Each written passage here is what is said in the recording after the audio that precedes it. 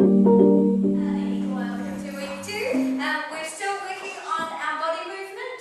So we really got into our isolations today, and we worked first of all with just moving our rib cage forward and back, and also moving our whole body from the waist forward and back, and we also moved and around, so you can move from your waist, choose that movement, or you can just isolate it into your rib cage, or you can move it into your shoulders. And just so far rising and dropping, all those different things help bring variety and flavour into your dancing up here. Something I didn't talk about is you can also dance with moving your shoulders back, boom, ha, boom, forward. Just find out how you can move your body. We've also got our micro movement, which is kind of like our mess around if you're a lindy-hopper, that kind of movement. We took it into our hips, same kind of concept. You can either just move sort of from just your hips, or you can have more movement, more range of movements where it sort of comes from your knees and your hips as well, and the rotations around there, isolating completely your top body or allowing your top body to move with it. And then we took it into pulsing, so where we can pulse up or we can hit. You can have a soft hit or you can have a firm hit, and it can be on the spot, or you can move, hit, move, hit, move, hit, move, hit. And there's a difference between side hit,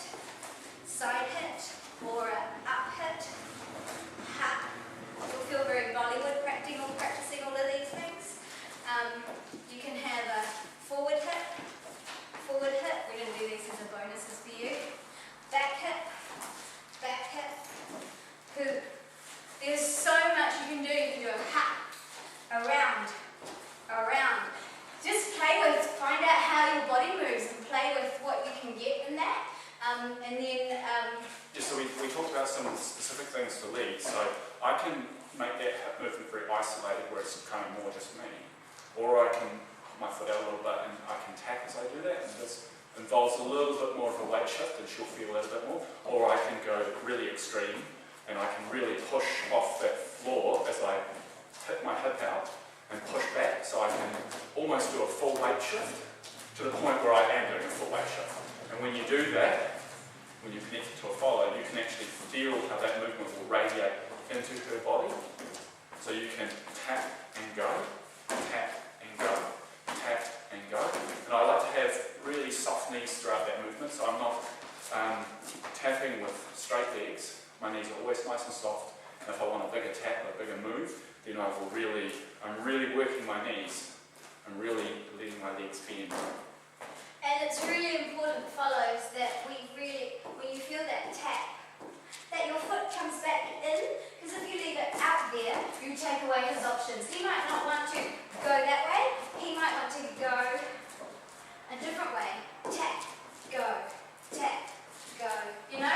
So bring your feet in, always bring your feet in, collect them and give him that option. And I kind of think about it as just collecting my instep into my heel. Sometimes you think you're collecting and really you're just bringing your weight underneath yourself, where it should be anyway. Bring it in so that you're on one axis. Boom, tap, go, tap, go. It also helps your body move as well. It grounds you more into the ground. So it's really thinking about sitting into those hips. Good. Hey, how you doing? Just chilling? That's where you want to be. So we got to get, The other thing that I'll mention, guys, is have a look in a mirror. That applies to anybody. For guys especially, because we tend to not be quite, I know I certainly struggled for a long time with actually figuring out how to even move my hips at all. So look in a mirror, and when you're doing your exercises, you can see if your hips are actually moving or if your body is just kind of straight. And you won't be able to get much movement to start with, but as you work at it, you'll be able to make those hips move a bit more. And find different ways to move them, You can move them by messing with your knees, you can move them by holding your knees together. It's just practicing so that when you're on a social dance floor, your body's relaxed and the music will actually guide it to move. So there's also, we're not going to go full full-on body rolls, but you can move your chest. It depends what the music's telling you to do.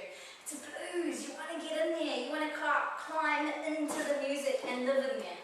That's what I want to do It's anyway. all about the music. Yeah, that's what I want to do. So we partnered up, and we were doing sort of the same tap exercise. So initially we were just stepping, tapping, just like we were doing in the warm-up. And then we started to add a little bit of a little hip. So I added a little hip, there's just a tiny one there.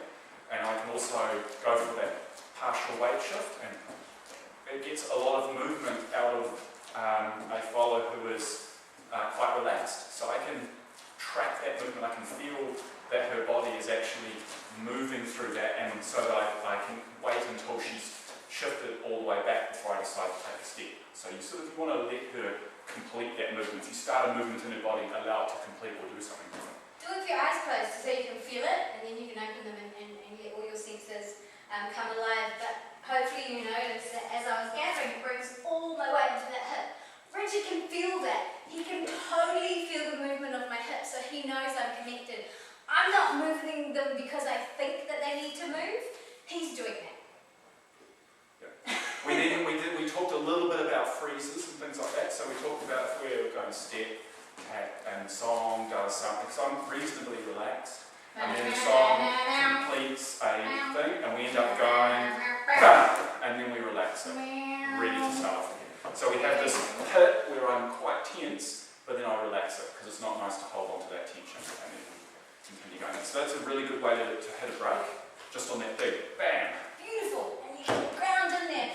And then as you just sort of, it's like you hold your breath and then you breathe again. It's really lovely, and for me as a follower it tells me, okay, we're going back into soft mode. I mean, you can stay there, but then you've got to continue that, and that's a little bit harder. There's different moves, like one of the blocks where we did this, even that has the relaxation in the middle of it. Yep. It's quite important. And then we did a little bit of turning, so we were just turning on the spot. I keep my feet quite under me as I do that. I've got soft knees, so I'm not straightening my legs. And then we put that into, which is not a good way to show it, but basically I will stop on my right foot with a little bit of a down movement, and I'm normally keeping my frame reasonably straight when we're turning. When I wanted to do a leg flip, I'm going to allow my frame to keep opening up. I'm not letting her go, but I'm just turning my frame. So I've still got my shoulders still connected and controlled, because I need to do something else after that. So I just want to slightly different angle. So if we've got we're walking around here like this, and then open around. So I've still got it reasonably close and controlled. And that's quite slow. You can, because we're sharing an axis, whenever we're enclosed, and we're enclosed, not closed embrace at the moment, so there's air between us. I'm always going to be just trying to search out my leather's leg with my knee or my thigh, depending on your height, but I'm not going to be getting right in there. Yeah. Even if we're in closed embrace, I'm not going to get right in there. My hips are out, pretty much the same. It just comes out a little bit more, and it might just be the tip of my edge of my knee or thigh area, depending on my height. But he's also going to find that too, and then we're going to be moving together as one unit. And guys, be aware that your leads that your followers are of many different heights, and so I don't necessarily want to get down too low, because that can be very uncomfortable for this amount of knee that I'm. Sometimes likewise, followers think that they need to get down low because I'm short, but if you get down low, this is not going to be comfortable. you're just right up in there in my stuff, and I'm not into that. Likewise, if I dance with straight legs, it's very difficult to get any kind of leg connection. So we like to have just soft knees, a little bit bent, just where it's comfortable and natural, and you'll figure out how that works for your body. Soft knees, into the hips. Boom, I'm just relaxing. It's how you would relax if you're just chilling, but you're holding up your core instead of, collapsing it completely. Chill into that. We'll talk more about that sort of stuff next time. That's a very talky one, but practice this stuff, find out how your body can move, step, ha, boom, ha, hoo. You can have hard, you can have soft, flow. And all of this movement comes with practice and relaxation and not feeling self-conscious about it. Yeah, and when you do all of those things, it looks really cool. So it may feel a bit funny, may feel a bit kind of using your hips